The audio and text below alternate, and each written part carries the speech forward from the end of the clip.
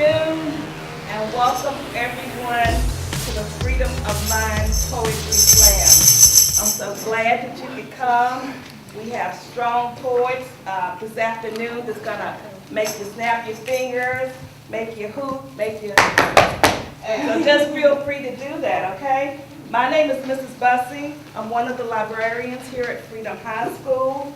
Mrs. Badaloni is the other. We have, in conjunction with the English department, we pulled this program together like we do every year. So my goal is for you to enjoy, all right? And we have our judges, but we're gonna let the MC introduce the judges for today. I would like to welcome to the stage, class of 2015. Woo! Yes, Sarah Vogel. Not only is she a class of 2015, she's also the Grandmaster Poet for 2013 and 2014. So we thought it would only be fair this time that she would MC this program for you, being that she has so much ground rooted in poetry, right? So welcome to the stage.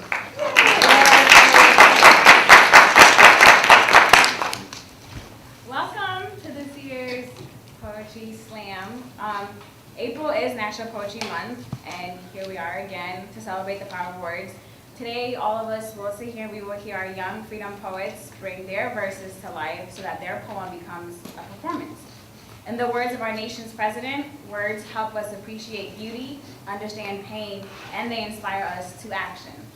Performance poetry began in the late 1980s in Chicago at a jazz club.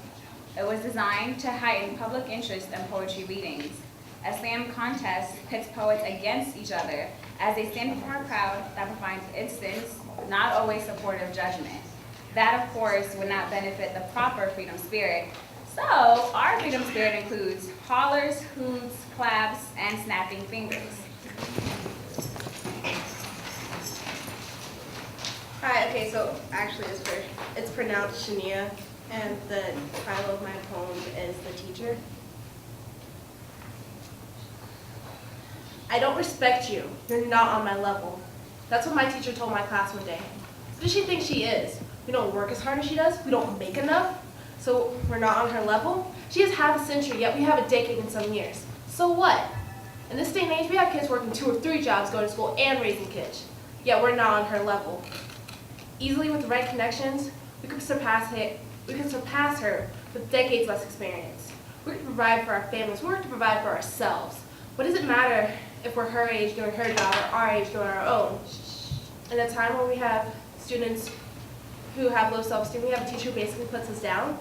Then we have another telling us we'll make it, another telling us we'll never catch up. It's insane. There's no way to go back. There's no I'm sorry. Their intent has been revealed.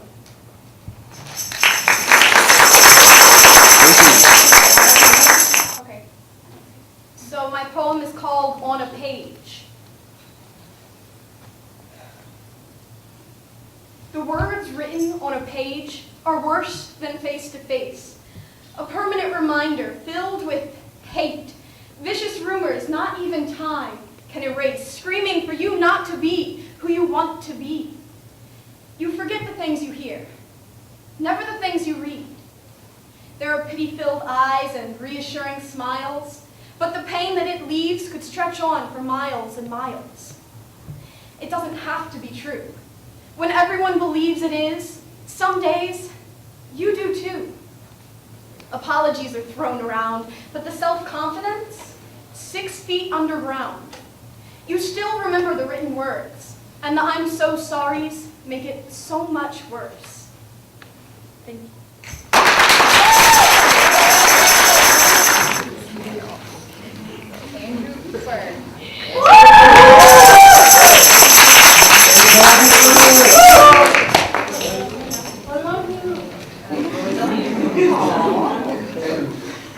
My name is Andrew Hoover. The title of my poem is Lucid Concepts.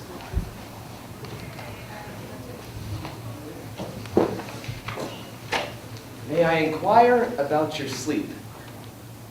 People aren't usually keen to perceive what dreams mean. That's when you realize that personal study is a powerful thing. Count sheep and visit the library yourself. Look for 126, it has its own mental shelf.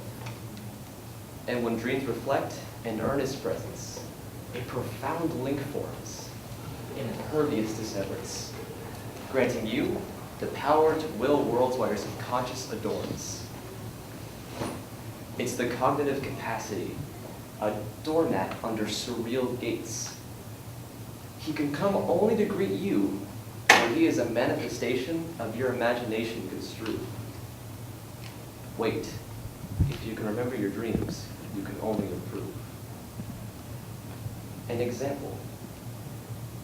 As I dreamt a mosaic of dreams, I slowly grasped lucidity. And as the void began snowing, mountains were forming. Miss Mariela Carrera, can you please call 1691? Miss Carrera, please call 1691. And he was waiting, garbed in silk-stained blood orange, a kindled orb in hand, illuminating the cold air and surrounding land. He never spoke, although a story he told of a boy who once tamed a beast of gold. Something he explained, though never really said. For every soul in this realm hung an orb of crimson red. And so, I was left to speak with esoteric spirits. I asked them a question, unsure if they'd hear it. What does one do with worlds which you cannot truly finish? Their response, to my surprise, we exist in this place for as long as you wish. And so we spent the evening together, merrymaking this peculiar plot. I know true kinship well. She counsels me with care, but this she won't tell. He's sort of the same, yet silent, but like her, I know him well. A curious man, a curious place.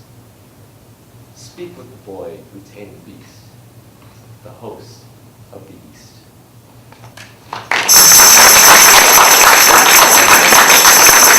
Done. My poem was called Everlasting Legacy. This journal of mine has been in my grasp for a long time.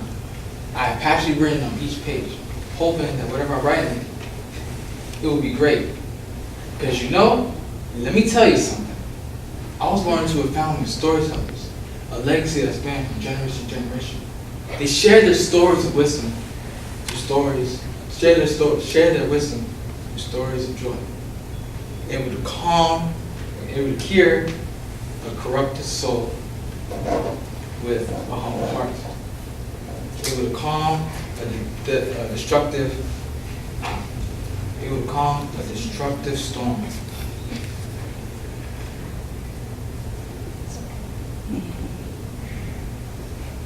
Take your time.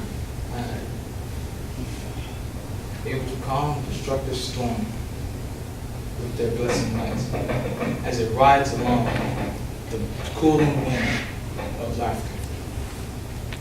Though even in the darkest of times, they still spread their wisdom through stories of sadness. My family's greatest fear had turned into reality that one faithful winter night. I remember it like it was only yesterday, hearing the cries of every single family member. It ruptured my life to the point where I was in this still, it seemed like it ruptured my life as like it was in a still moment, never to change again. But as we know, life goes on, and my family has to realize that he's now in a better place. He's now back home with the Lord. But besides all that, they even spread their wisdom through stories of love. Some are even happily married, able to tell their stories of how they fell in love, how they're in that eternal cocoon of holy matrimony. But others are not that case. Some are lost. Some have gone away from that eternal bliss. Others is slowly fading away and hope and try to get it back again. Then, there's me, the brainiac of the family. And even though I know stuff that's so concrete, I'm trying to be as fluid as possible like water. But with this trustee journal in hand, I have my own stories. I have my own happiness with my friends and family, joking and playing around with each other. I have my own sadness, and I have my own love that went to hell and back. And it all resides within this journal. Within this journal lies a legend, an unfulfilled dream. And now that I've obtained this, symphony of memories that I've obtained, it will turn this dream into a reality with the helping hand of my family. The beginning is the beginning, from beginning to end. From beginning to end. They've helped us, guide us. They helped me guide us to the stars, to reach the stars. And now it's my turn to reach them. With this trusty book as my guide, I will nurture the humongous tree that was created by one man, my grandfather, planting the first seeds.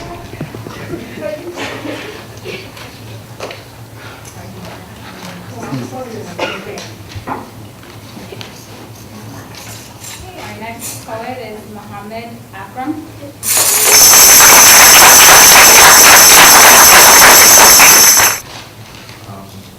The name of his poem is A Mountain in the Dark. She was the most elegant thing I had ever seen, moving from scene to scene, taking smiles and breaking hearts.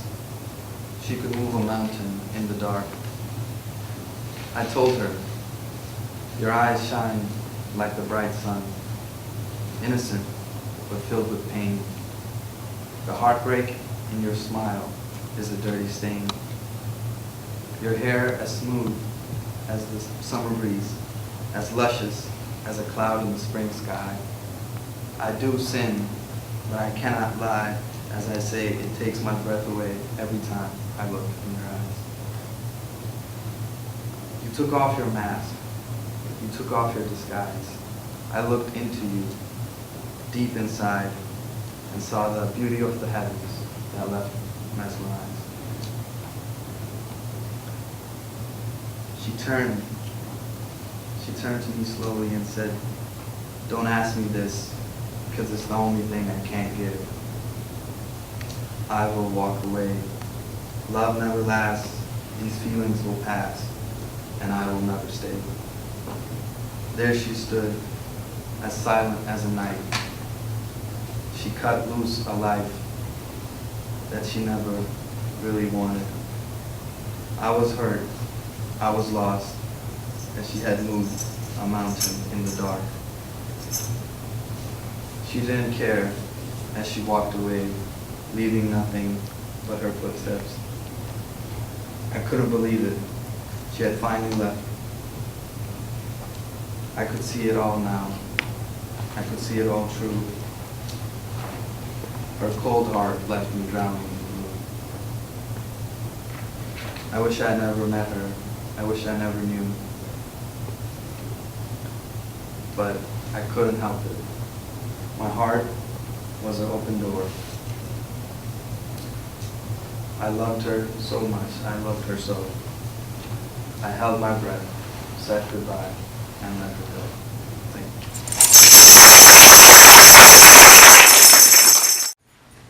I'm Dita Bird, and my poem is Not Alone. In a dark place, needing to be free, but it's so hard when you're in this deep. She got to a place where she couldn't climb out. She got to a place where no help was found. She screamed and scratched at the surface, walls on all sides with no one in sight. No one to see, no one to tell the truth to. Tell them what's happening inside. Everything was so confusing, thinking that she had it all, friends and family who loved her, to see it all fade behind the walls. No one sees the pain she feels. How long will this all last? The pain that takes lives every day, the pain that she thought would never go away, but she is still here. A survivor, telling survivors that you are not alone. Thank you.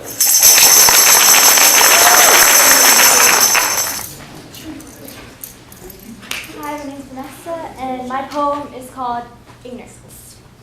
You used to be my best friend. You said we'd stick together until the end. But now, you treat me like a stranger, even though I helped you through every danger.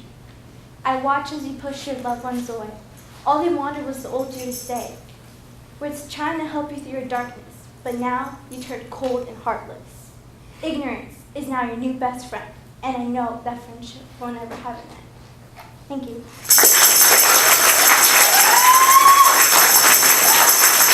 Milton Chica.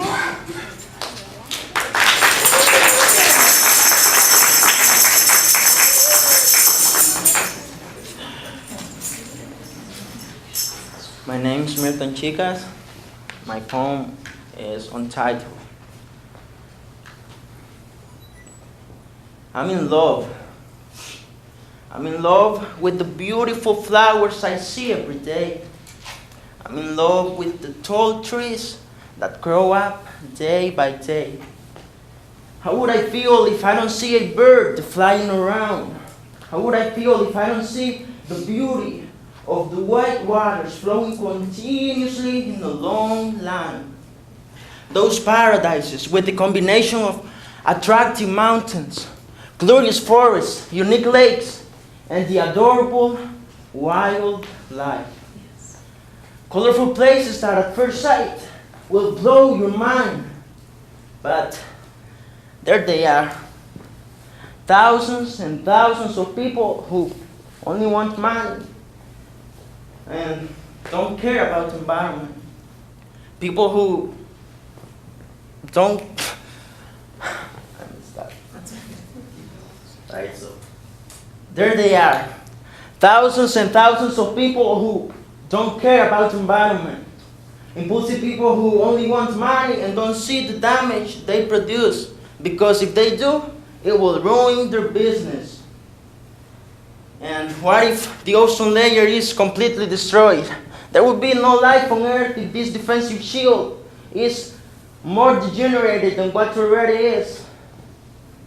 The sun's harmful radiation would have caused a lot of damage to all the living things. And I wish to help someday. I know a lot of hard work it will take. I want all the people to realize they're not doing nothing right. Thank you.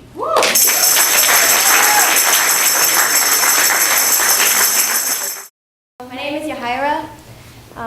My poem is called Emotions. There is a fight going on in my mind. My emotions are angry as I'm trying to keep calm. It is never the right time. It seems so far.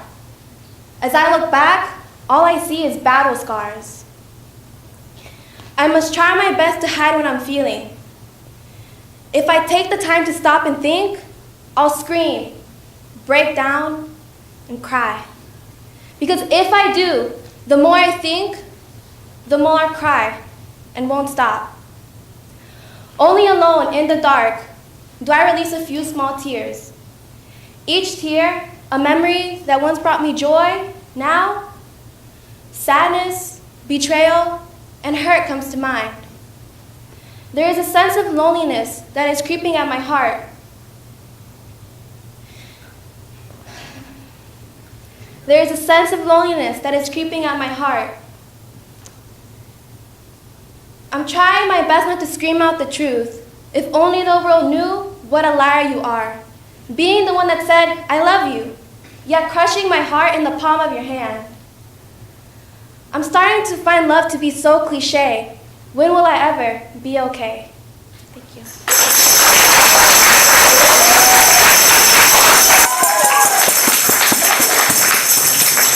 All right, at this time, we will have the judges proceed to the control booth so they can tally the scores up and let us know who our winners are. Also at this time, it's open mic. So, You don't have a math teacher to do this? I have a calculator.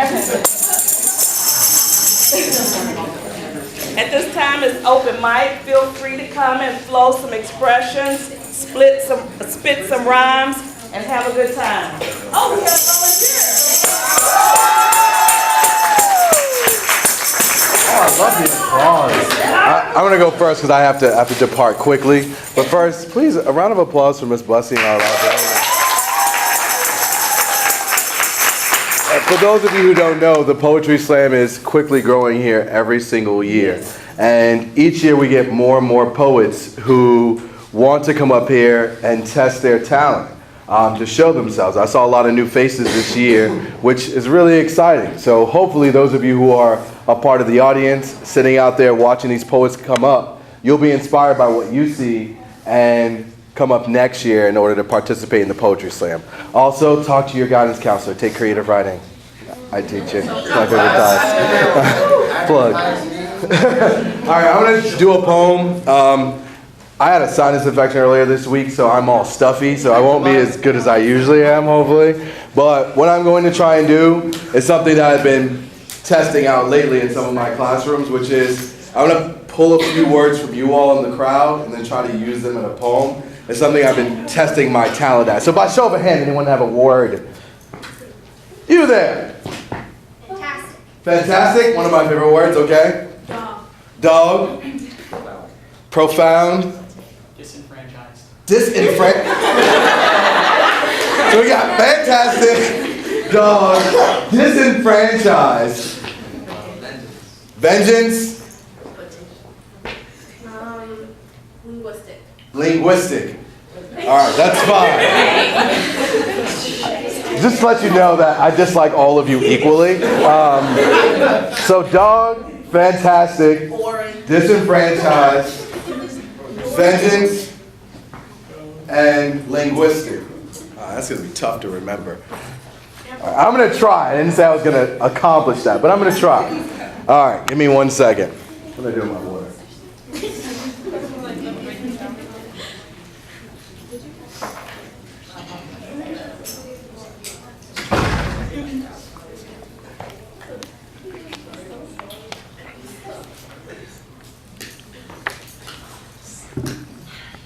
Dog, fantastic.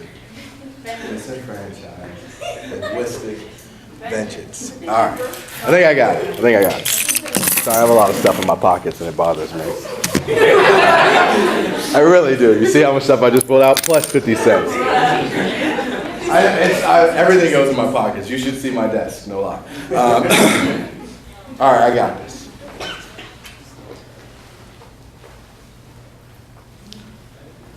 Everything in the world always seems so fantastic, bouncing back and forth like a rubber band, elastic. Until one day I was tripped by this stupid dog of a man. And it made me feel like some sort of disenfranchised fellow who had to find his vengeance. You see, when you see this look in my eyes, it means I'm out to get someone. Get them real good too. But I don't kill with guns or knives, except the linguistic ability of my tongue. It lashes. Everyone who comes up against me knows that I got a lot of stuff, but what I have most of is classes, because I'm a teacher. That might seem classic in your mind, or drastic even, if you think about the way that I speak. But my speech is not just that. When I stand here on the stage, I am trying to teach you just that. Hip-hop, rap, poetry, it's all connected. But me, I'm not affected or effected by any of the things that you might say. More so, I play off words so that you can say the things that I just said that I said. Does that make sense? Because see, sense is a type of thing that can make change. And I'm the type of person who has a lot of range when I speak. I told you at the beginning of this speech that I would try to use 5 words. Did I do it yet? Oh, thank you, because I wasn't keeping count. See, I don't have a lot of amounts when it comes to words, because I've never really been good at math. When I got to school, I learned that I see numbers backwards in my head. When I put 1, 2, 3 inside, it comes out 3, 2, 1, or 2, 3, 1, or sometimes 6, 5, 7. But for me, that was never my game. Math was a weakness, so I made using language, my name. Language is something that you can go anywhere with. You write it down with a pen on a sheet of paper, and you can see dreams come true. It's true. I know it. Just look at me. Oh, thank you. Thank you. Thank you. I appreciate it. All right, I've got to be off to soccer practice. Yes, I'm a man of a million faces. Yo, I'm Joseph. I actually wanted to be part of the contestants or like people who did the thing last week, but I got really sick. I had the flu, so I couldn't really audition. Right now I'm going to recite my poem. I call it Wish. If I could make a wish, it would be to go back to when I was 10, because I would like to see the smile you had back then, when you would genuinely smile proud about your son, one that kept you going even if you wanted to run.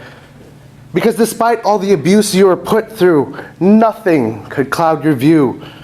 Because you had something to be proud of, someone you would love. A child that you sired at the age of 41, a child you never expected, but you always wanted to keep. If I could make a wish, it would be to go back to when a meeting with you wouldn't lead to confrontation again, one where your words weren't bitter, when your words had no bite, a time when you spoke without spite, when you talked, it was sincere and kind, unlaced with a vitriol that would seep in my mind, corroding away my last shred of self-confidence.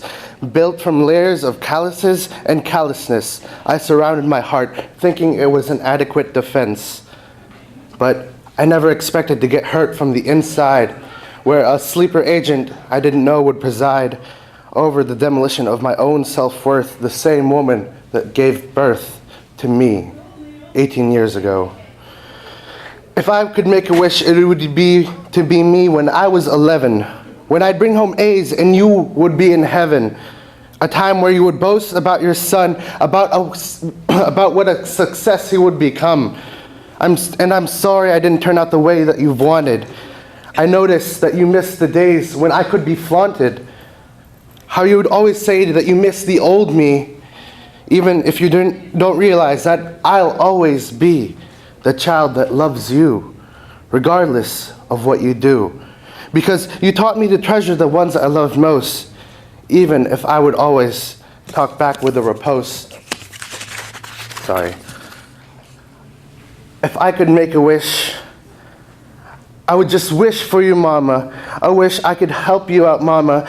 Tell you how much I love and care for you, Mama. Wish I could tell you how much I love you, Mama. Wish so that I could get past my own trauma so I could see you smile again, Mama. Feel loved again, Mama. Be young again, Mama. If I could make a wish, I would just tell you, Mama, that I love you and that I wish you knew.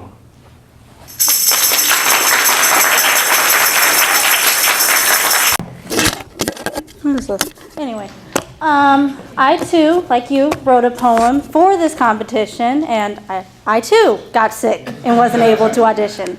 I ironically named this my Poetry Slam poem.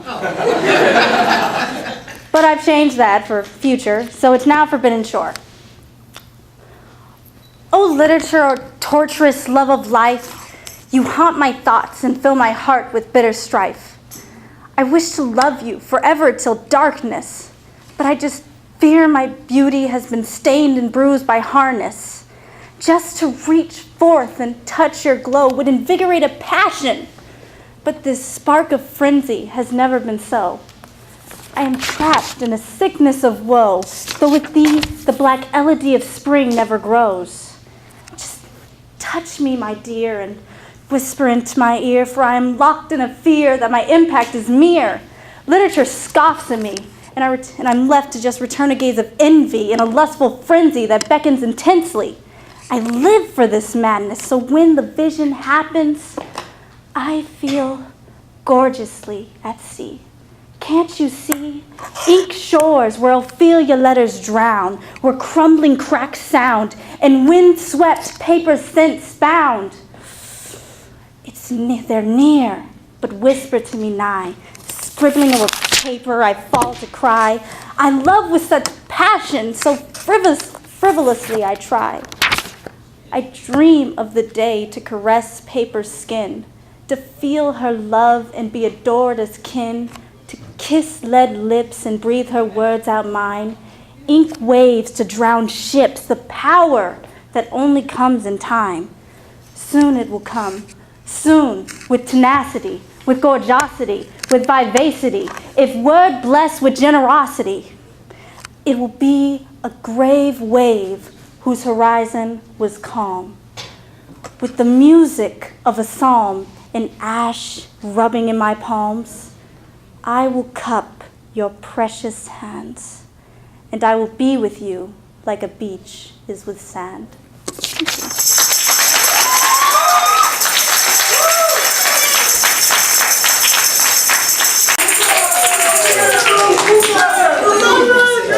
So I did this at lunch when I was like, So it was nice outside. So as the seasoned sun sits high atop the sunder, we experience the last breath of winter. Cool, gentle breeze fills me with ease. Smaller squares fill the smaller lives, fly from the ground to the taller skies. 4 blocks consisting of this afternoon. As of now, it's ending soon. The slam's gonna go boom. Freeform poetry with no tune.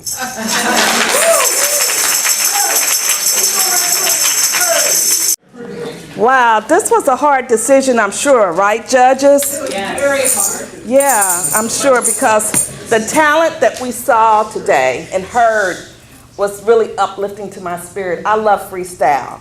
And these young people have come together to write their feelings, to express themselves within their own words. These are originals, okay? Truly originals. Not just the work, but that poet itself, himself or herself. So right now I want to take the time to announce the winners, although all of you are winners, but we had to narrow it down to 3. All right, so our third place, although it's not the last place, is Milton. Where's Milton?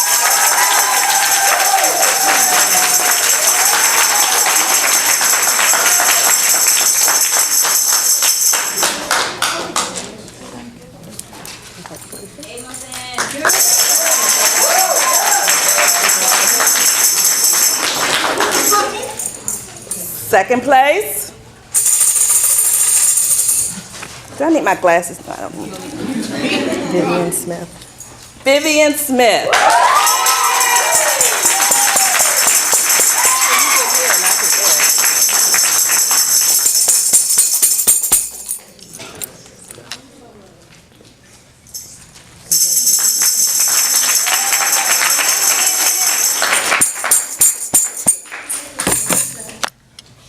Hold your breath, count to 10, but don't pass out.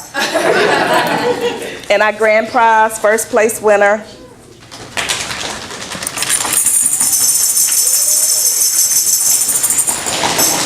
Jada Bird.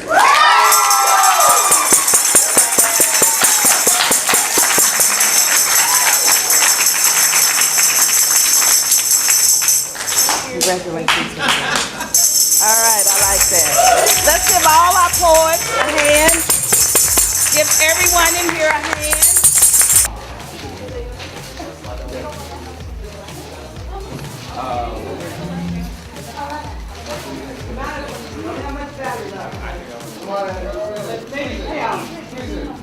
Come on,